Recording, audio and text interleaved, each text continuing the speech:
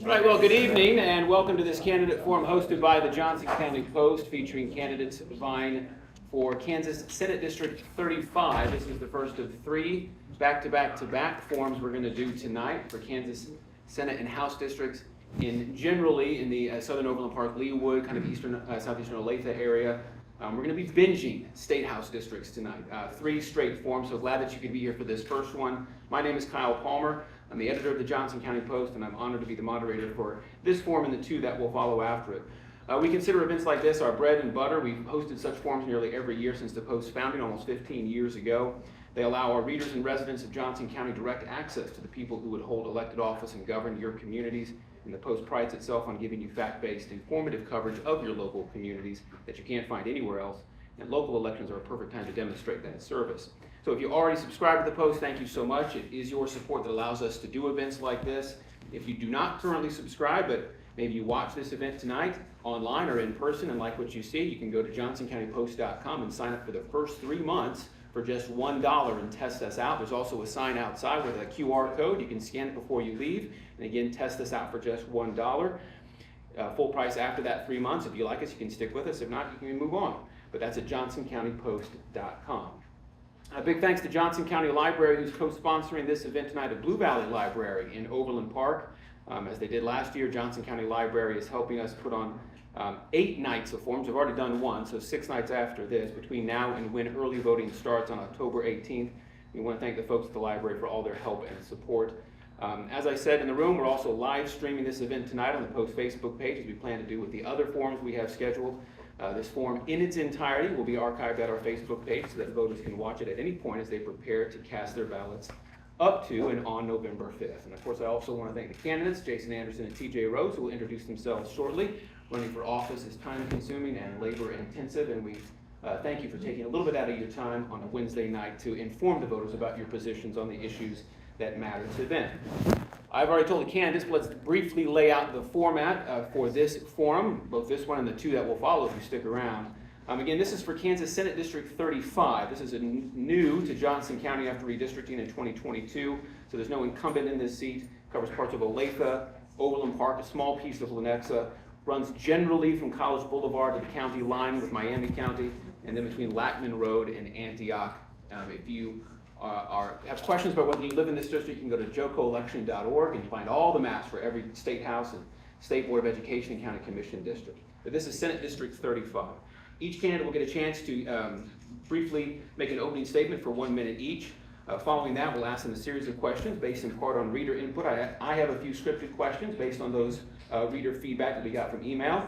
And then as well, if you're in the room, you might have seen an index card on your seat. If you have a question you want to ask these candidates, write it down on that index card. Leah Wonkum is walking around the room. She can collect those and pass those to me. And if we see cards, questions that have overriding themes, hit upon the same topics, we might try to ask them before we leave tonight. So some of my questions and some of your questions as well. After all that, they're going to get closing statements at the end, another minute to say goodbye and give one final message to the voters. Again, for candidates, you get warnings. Oh, so the card's right there. So 30-second warning is yellow. That just means 30 seconds left in your time. Red means your time is up. That's a courtesy just to let you know to wrap up your thoughts. And Kaylee will be doing that as well as manning the live stream and the microphones as well. So I also want to thank Kaylee McLaughlin behind the scenes, helping with the live stream, and Andrew Dogg running the cameras. And I also mentioned Leah taking questions, taking pictures as well. So we've got 3 forums tonight, so we want to get right to it. So let's give these candidates in Senate District 35 a chance to introduce themselves. We flipped a coin, and so TJ Rose will go first. You each get 1 minute to make an opening statement, starting with TJ Rose. All right, Kyle, thank you very much for putting this on, and Jason, thank you for being here. Thank you all. Good evening. My name is TJ Rose. I'm running for Kansas State Senate in District 35 to make Kansas the best state in the nation to pursue the American dream through lower taxes, lower crime rates, and higher student achievement at our schools so that our businesses and our families can thrive. A few months ago, I was talking to a friend who works in the pharmaceutical industry, and he was telling me that every large pharmaceutical company has a major manufacturing plant in Ireland and in Singapore. The reason for this is that Ireland and Singapore have a highly skilled workforce, especially in STEM, and they have a business-friendly environment, low taxes and low regulations. So pharmaceutical companies choose to have large manufacturing plants in Ireland and Singapore. And hearing this made me think that that'd be a great thing, a great vision for the state of Kansas.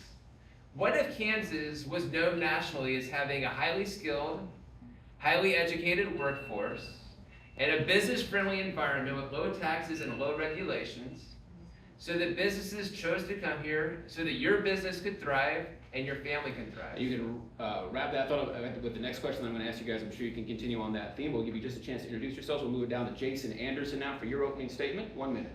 Thank you. Again, my name is Jason Anderson. I'm also running for state senate here in 35. I am an engineer and a technology guy by training. I've worked in a wide range of industries.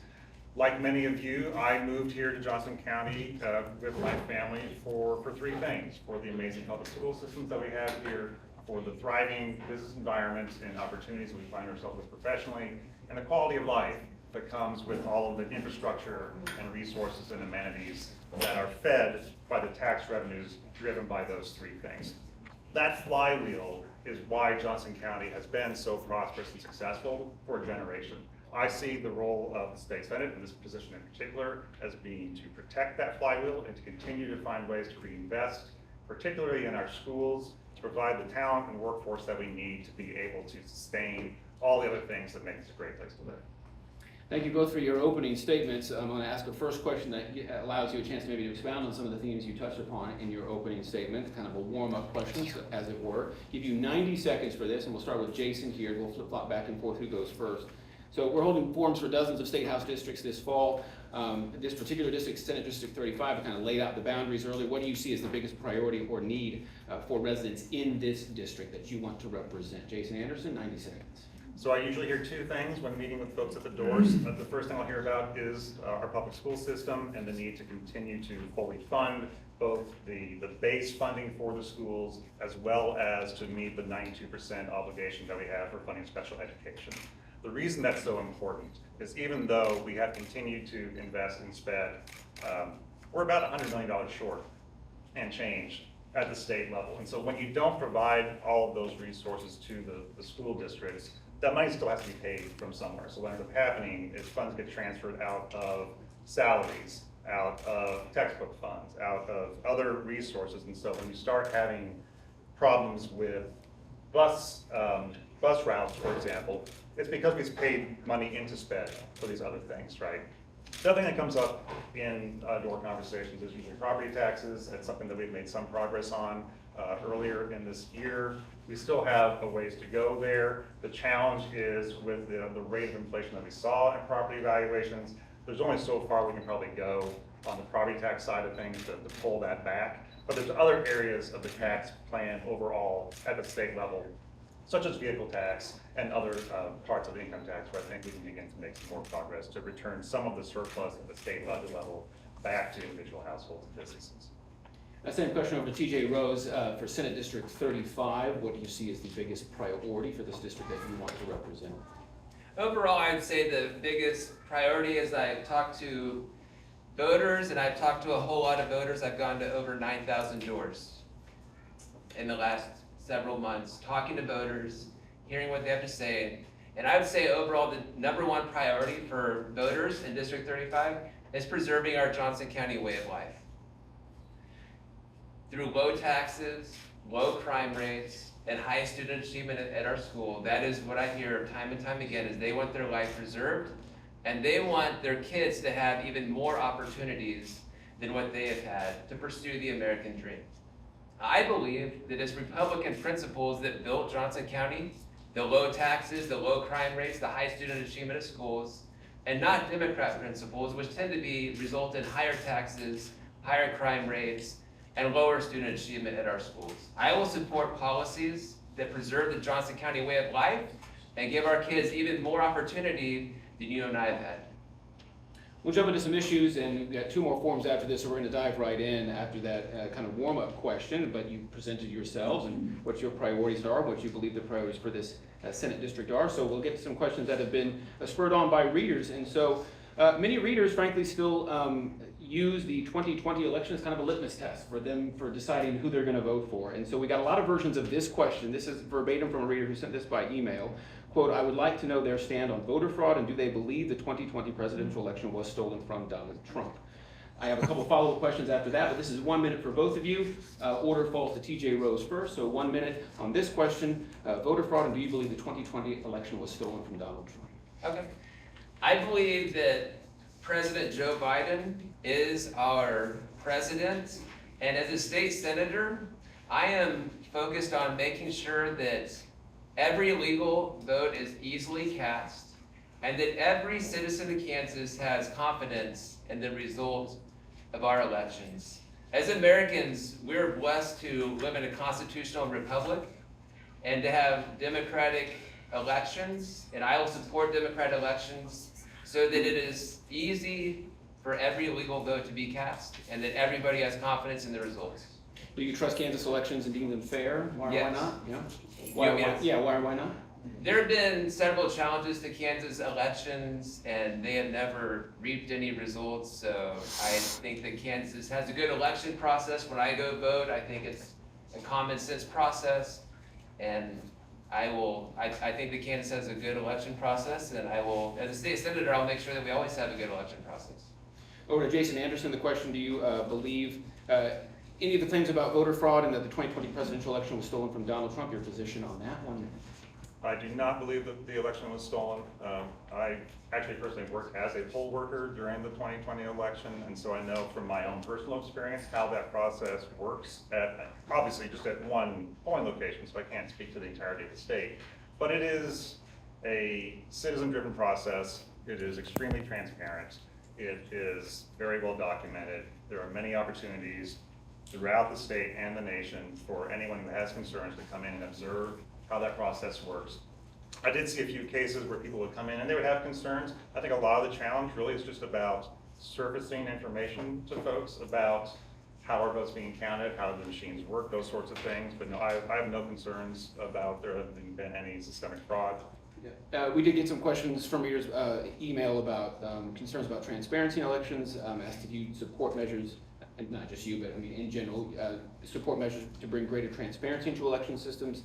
This reader brought up instances of laws guaranteeing public access to security footage, source code, log files. You worked as a poll worker, you just said it. So what do you would you support such measures? What do you think about such ideas? I think there's a lot of value. There's a lot of value in many of those ideas. The devil's in the details as far as how easy or hard or expensive is it to implement those things, and so there is some balance there perhaps to consider.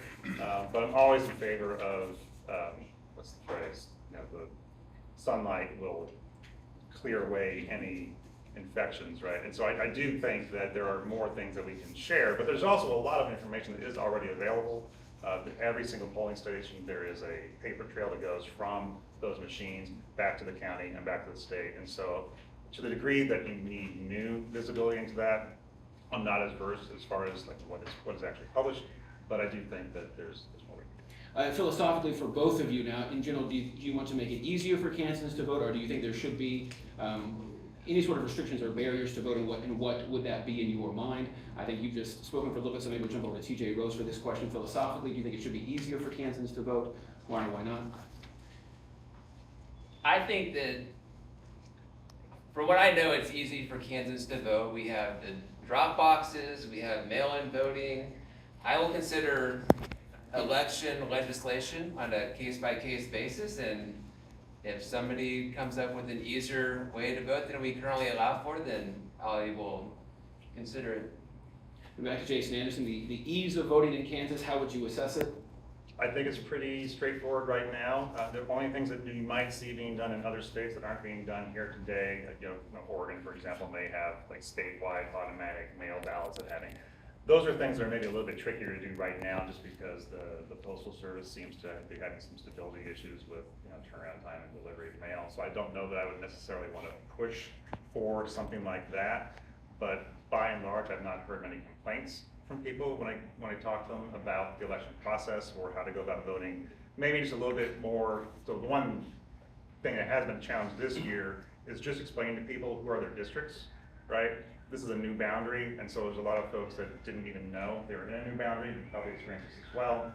So having a way to make it easier to find out who is on your ballot, who is representing you during these transition years. Thank you for your answer on that question. We do have a couple of audience questions about taxes, which is a topic I was going to ask about, so we'll just jump to that. And I believe the order falls to, I have to follow a question, but that started with Jason, so we'll start this question with TJ. Earlier this summer, lawmakers passed and Kansas Governor Laura Kelly signed into law a tax cut passage that slashes roughly $2.4 billion in property and income taxes over the next 3 years. That law also reduced the state income tax brackets from 3 to 2 and eliminates the state tax on Social Security benefits, among other things. So do you think the most recent tax cut bill provides enough relief for Kansans? As one questioner in the room asked, are you pleased with these tax cuts? So do you think it goes far enough? Why or why not? If elected, would you seek more tax cuts? And if so, what would that look like? TJ Rose, 1 minute. As a state senator, I will support business-friendly policies, and I will work on reducing taxes and income and sales and property tax, because the states that have the lower taxes have a more thriving economy. Currently, Kansas is not competing very well against the surrounding states or the surrounding states because we have higher taxes. And the larger the government, the less freedom for the people. As a state senator, I will support your freedom and I will support your economic prosperity. And I will always look for ways that we can reduce the tax burden on Kansas families and businesses. Any specific, I guess, dollar amounts, any specific mechanisms that you have in mind to do that? I think that we need to have a balanced tax structure between sales tax, property tax, and income tax, and reduce those three in synchronization with each other, rather than having one at 0% and then the others higher. I think we need to have a balanced tax structure. A question to Jason Anderson, the tax cut bill that was passed this summer, signed into law. What do you think of that? Do you think the most recent, that bill provides enough relief for Kansans? Would you seek more tax cuts? What would be your position on taxes if elected? I'm supportive of all the tax cuts that were passed last year. One of the challenging things, though, is many of those we haven't actually begun to experience yet at the store. So the grocery sales tax has not yet come into play. Some of the tax cuts aren't actually being paid out until next year or until the end of this current tax year. And so when you think about what does the overall tax picture look like for the state, some of those we haven't paid for yet. And so when we think about what can we do again next time around, there may be a little bit of work we can do on property tax, but I think we have to also look at the other things that we would like to do, such as if we're fully funding special education, if we're fully funding schools, that money comes from that same budget surplus that would be used for property tax relief. And so I would like to see more happen on the property tax side.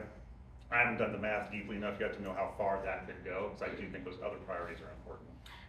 A question that will be for both of you, but we'll start with Jason. It's on the same topic. We did get a number of questions from readers asking specifically about tax relief for seniors. The state does already offer some property tax rebate programs for low-income and disabled seniors, as well as veterans.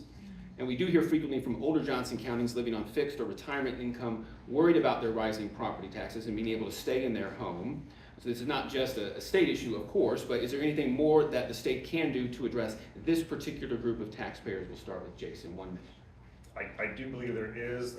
I've seen in other states where there have been, for example, either age or disability triggered benefits that are related to rental tax credits. So if you are a retiree or a fixed income home and maybe you're not owning your property anymore, but you're starting to see secondary impact from inflation because the property tax is rising on that unit, and then that is being passed down into the rental rate on that unit. So there's things you can do there. I think the challenge with property tax reductions at a age-based threshold, you're gonna start having challenges with how equitable is that, and you're also gonna have challenges with how you reconcile that at the time that the house is sold down the road. But you might have a scenario where you could maybe defer some of that appreciation until the time that the house is sold. Same question over to TJ Rose. Anything more the state can do to address particularly senior taxpayers who are worried about their rising property taxes, if they're on fixed incomes especially? Okay. Taxes in the state of Kansas ultimately are a spending issue. Since 2019, state spending from the general fund has grown from $12 billion a year up to $19 billion a year. If we are going to reduce taxes, we have to reduce spending. It is that simple. And you cannot come up with new ways to spend money and cut taxes. That is not the way it works. That is why I am for lower taxes, because I'm willing to make the state government more efficient, and I'm not gonna spend money out of control like we have for the last 5 years.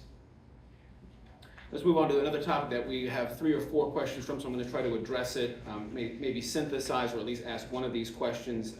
It is about guns, gun safety, gun control, gun violence, however you want to frame that issue. One questioner in the room says school shootings are far too common, as is gun violence in general. What new laws, regulations, restrictions, if any, would you support regarding firearms? We'll start with TJ Rose, 1 minute. What new laws, that is the order, correct? TJ, go ahead. What new laws, regulations, restrictions would you support, if any, regarding firearms in Kansas? 1 minute. Okay. I agree that school shootings are tragic. As a state senator on all issues, including gun violence, I will work with Democrats and nonprofits and all Kansans to come up with solutions. I think that at the same time, we need to maintain our constitutional rights and the ability of law-abiding citizens to defend themselves. You know, Jason, I'll ask the same question to you, and then I have a couple follows for both of you. But the first question, new laws, regulations, restrictions, if any, would you support on firearms if elected? Sure. So I'm also supportive of the Second Amendment.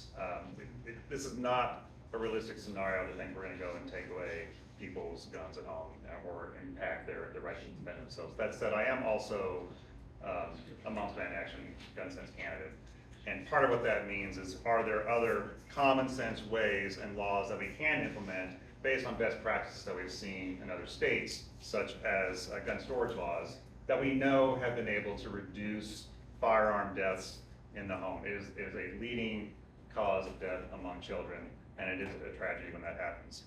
I do think there's other things you can do related to perhaps accountability laws. We've seen this be particularly effective in some national stories in Wisconsin and others, where you can start to look at what is your civic or your civil liability in these situations. And there's also things we can look at related to minimum age requirements for semi-automatic weapons. So this is a follow-up question for both of you, but we'll start with Jason. You alluded to some specific policies in your first response, but do you support background checks for gun purchases, red flag laws, safe gun storage laws? Yes. That litany of those laws that one questioner is asking about? All of those, yes. TJ Rose, same question to you. Background checks, red flag laws, safe gun storage laws, do you support such measures? I think that we need to make sure that criminals do not bear arms. So I will support background checks to ensure that only law-abiding citizens are bearing arms, and other common sense legislation like that. I think it's important that law-abiding citizens are able to defend themselves. So any legislation will be in light of that and constitutional rights, while working with all Kansans to make sure that our schools are safe and our streets are safe. That is the ultimate objective. Red flag laws and gun storage laws too? Your thoughts on those? I think that in order for law-abiding citizens to be able to defend themselves, they need to have easy access to their guns in their homes. We'll go on to another topic, and we'll start with TJ Rose on this one. We do have a couple of questions from the audience as well, but I was going to ask one too. So this question for both of you, 1 minute. Many readers pointed out in their questions to us via email when we asked a few weeks ago in the lead up to these forums. They pointed out that the 2022 statewide vote that rejected the Value Them Both amendment, which had the effect of further enshrining abortion rights in the state constitution, that the voters chose that, and the margins in Johnson County were even wider than they were in the state in general.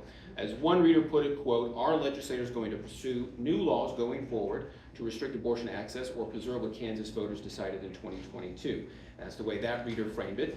So are you satisfied with the current laws and restrictions on abortion in Kansas? Do you think access should be expanded, or do you support new restrictions on abortion? And if so, what kind? So TJ Rose, we'll start with you. The Kansas legislature has no authority to restrict abortion. The Supreme Court has ruled twice, including as recently as a month ago, and the voters spoke loudly and clearly with the Value Them Both in 2022.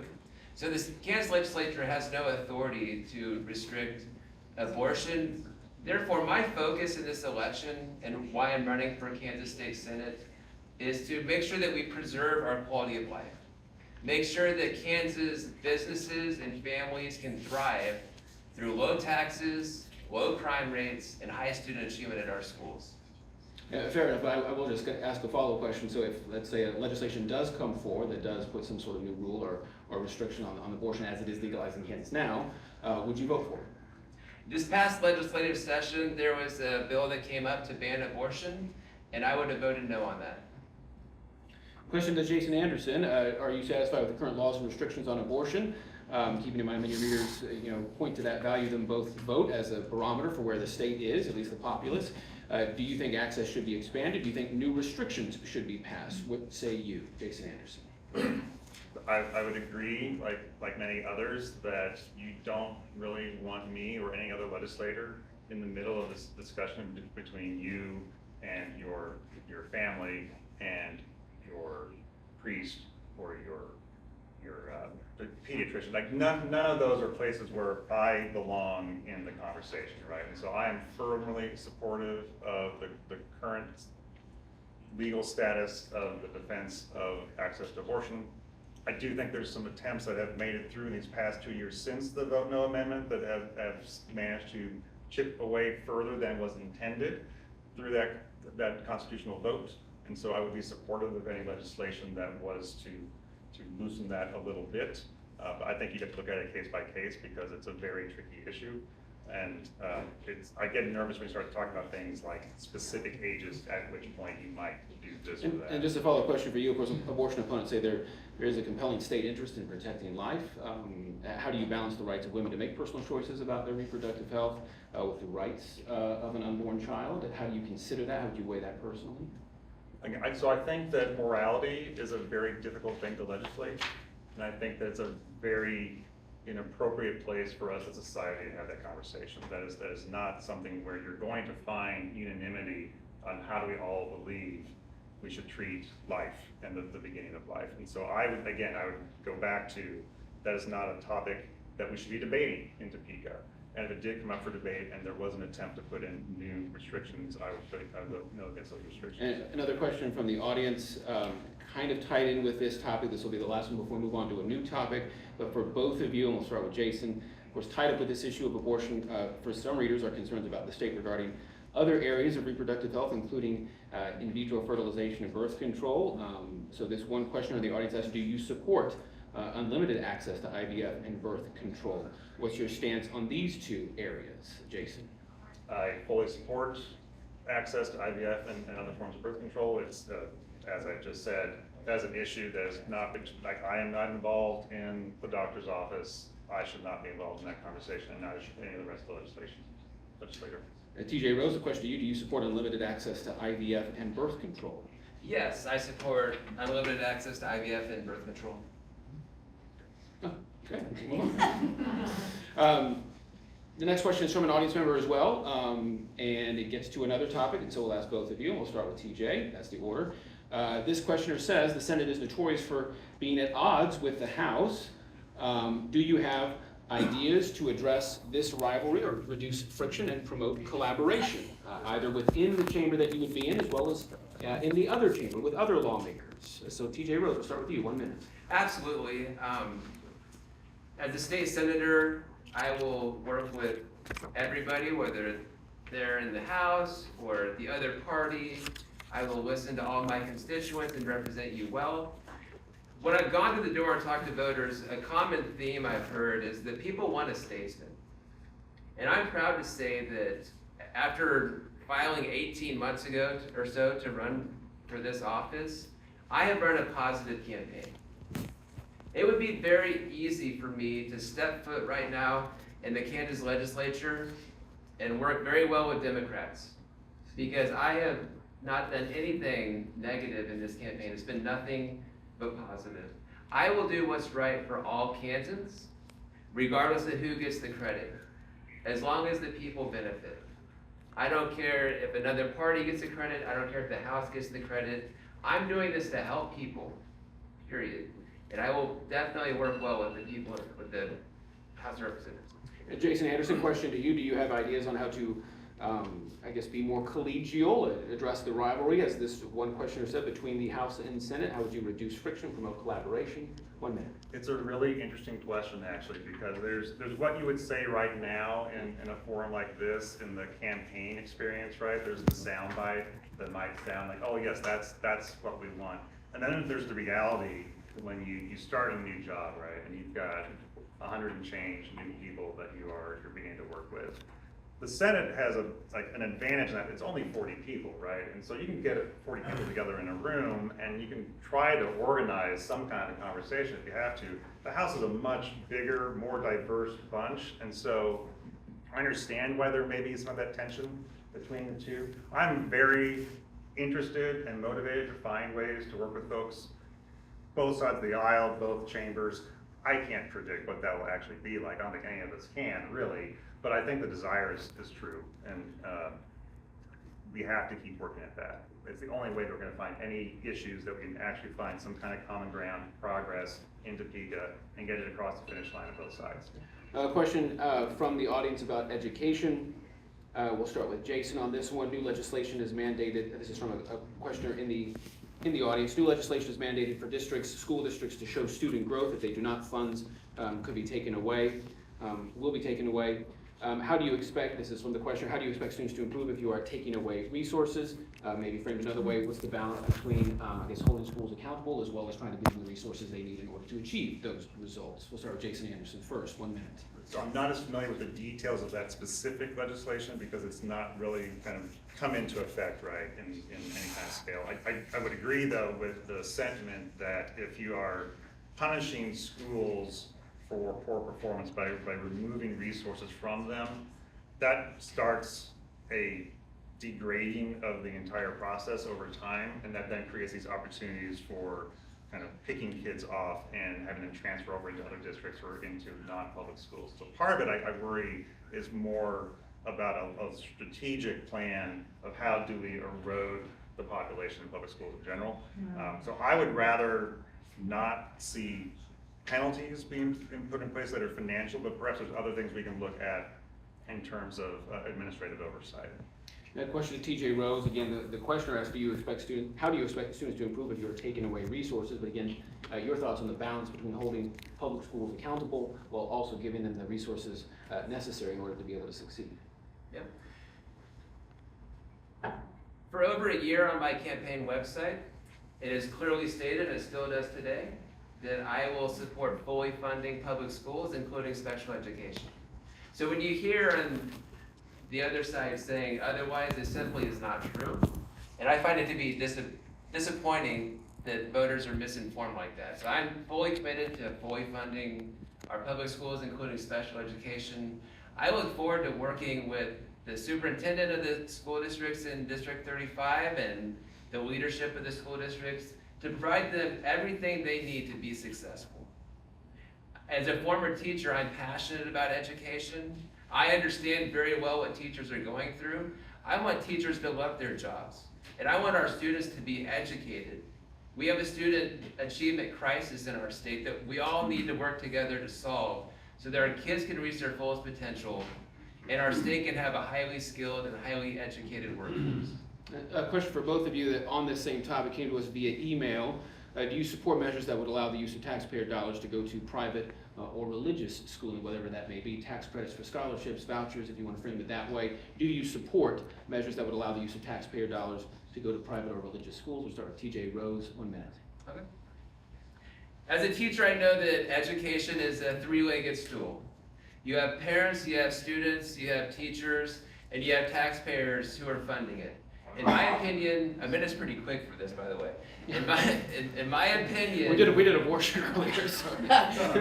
In my opinion, all four parties are losing right now. You have students who are not learning. All too many students are scoring on level 1 of the state assessment. We have a teacher shortage because teachers are so frustrated, and we have taxpayers who are not earning a good return on their investment. The Democrat response to that is they have a computer model and they're so excited that it spat out that, hey, let's spend more money. I think that we need to put a little more deep thinking into the solution. I will work with teachers to determine what do we need to do so our kids can learn and you can enjoy your job. So I am open to any solution that teachers and parents can come up with so that students learn and teachers enjoy their job.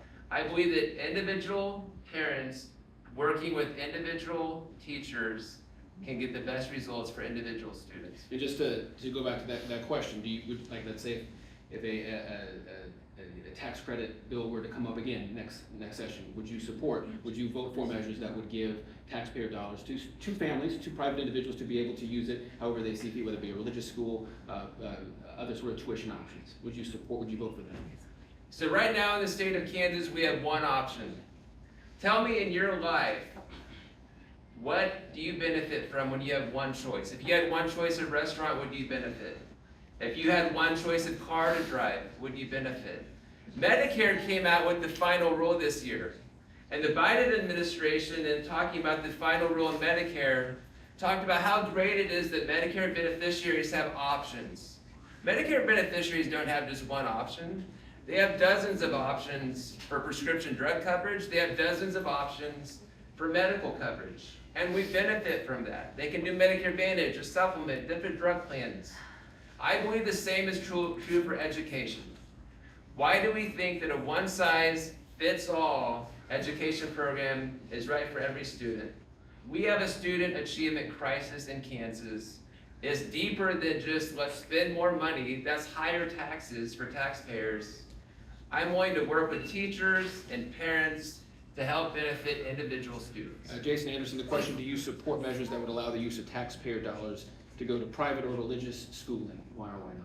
I'm going to strongly oppose such a measure. I can think of many, many public systems and infrastructure where we have one option and our society is built on that. We have roads, we have electric grids, we have water systems, we have hospital networks, we have social security. It is not a definite thing that if you only have one of it, that it is insufficient for the task. I would agree that there will be always, in that scenario, there will be some parts of the population that are not getting everything that they want or need, but I can't opt out of the highways, right? I can't opt out of the electric grid. And if I do not get to take my tax dollars from that part of the budget and decide to go somewhere else. So no, I'm strongly against any kind of school voucher program, and I'm strongly opposed to the idea that somehow Johnson County schools are not high-performing schools. The data does not back that up at all. Yeah, and what would you say to the argument that families, students deserve a choice, they deserve to, if their school is underperforming, they deserve to seek out better options for them? I'm very supportive of the breadth of options that are available. The reality though, 9% of kids in Kansas are currently enrolled in public schools. If you start looking at Western Kansas, you'll have an entire county where there may not be a private school option available. So the idea that at Topeka, there's some kind of a voucher program that we can implement that is going to be equitable for all kids across the entire state and not advantage certain specific niche subgroups here in Johnson County and in the metros. I don't think that's achievable. We'll do one more question before closing statements. It's a question that came from the audience as well as one that I was hoping to ask. So this summer, the legislature passed and Governor Laura Kelly signed into law a bill aimed at enticing the Chiefs or Royals or both to Kansas, if it ever came to that. Maybe that ship has sailed, we don't know. The new law expands the state's Star Bond program to include up to 70% of the cost of financing a new professional sports team stadium in Kansas, which is estimated to cost upwards of $1 billion. Reader in the audience, as well as some readers who emailed us, want to know if you would support such a move by the state, should the state be promising taxpayer dollars to the Chiefs and Royals. We'll start with Jason, 1 minute. I love getting this question, and I hate answering this question because there is no safe answer to this question. Are the Royals winning right now? So I think what's most important is that between Missouri and Kansas, that we find a way to keep both teams in the metro. Outside of that, there are so many variables here that I have no visibility into. I don't know what the Commerce Secretary is going to try to negotiate. I don't know what KCMO or Jackson County is going to try to negotiate. And honestly, by the time either of us gets to office, our ability to be involved in that negotiation process is pretty limited. Like, it will already have left the station to wherever it is going. So I do hope that we find a way to keep the teams here, I'm supportive of either path. TJ Rose, the question to you. We just want to know if you support such a move by the state to try to pass measures that would entice the Chiefs or Royals to come to Kansas. Should the state be promising taxpayer dollars to those professional sports teams? I think that the Chiefs and Royals is a good use of the star bonds because it's like a toll road. You don't pay the tax on it unless you go use it, and it grows the state economy. It grows civic pride. So I think that it's a good use of the star bond concept.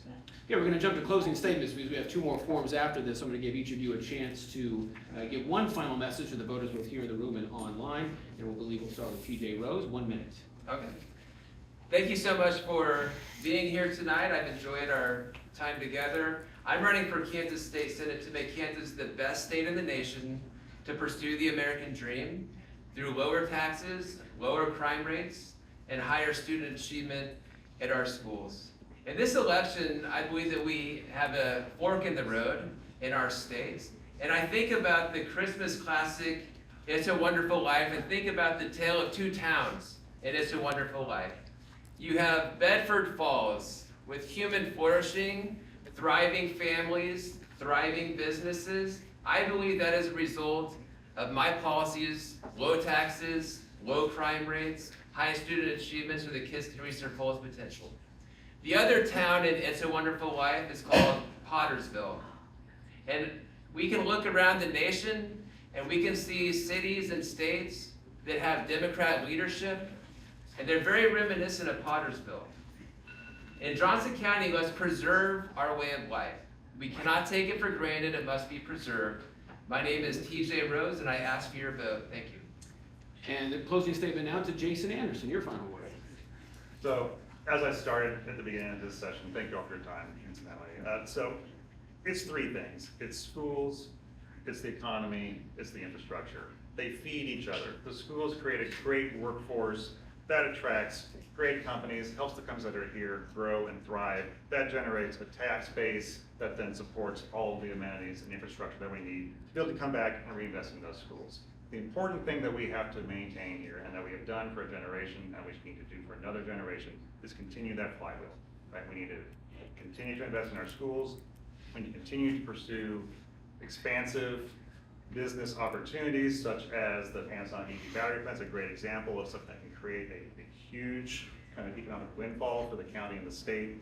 And we need to find ways to in a balanced measure, collect taxes from all those constituents that doesn't overburden any particular group, so we can continue to invest in it. So Jason Anderson, again, it's my name. The website's j4ks.com.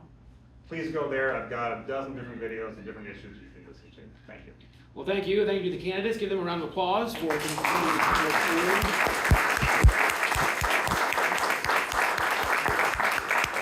Well, I normally have a whole